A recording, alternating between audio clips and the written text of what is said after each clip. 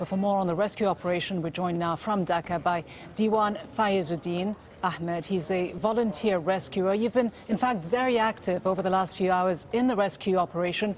What have you been seeing on the ground that either confirms or contradicts what the government has been saying, the figures they have been releasing about the dead and missing? Well, what we know from the ground over here is that there were more than 5,000 people were working inside these three factories. There were 3 factories in this building, and in this building, it was a 9-story building, and inside there were more than 5,000 people were working.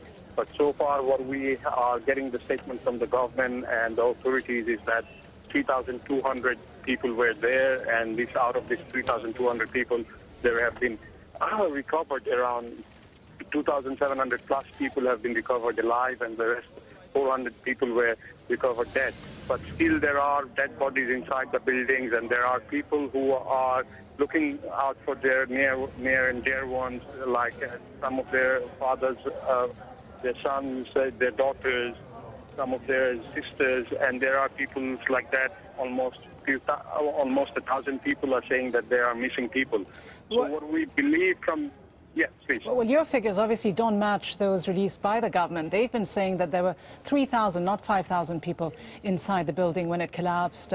And they say that as many as 2,500 people were rescued. Are you saying that the government is willfully downplaying the figures it is releasing about those who've been either killed or still missing? Or is it simply too soon to find out accurate numbers?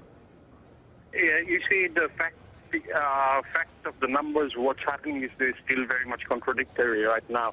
There is no official records of how many people were working and how many people were been actually on that day inside the building. But the buildings and the factory that were over there in this building, they were set up in such a way there used to work more than 5,000 people. This has been confirmed by the people who were working inside the building, and also the garments worker. They were saying, I particularly had discussed with some of the workers over here and some of the relatives of the workers and the people from the area.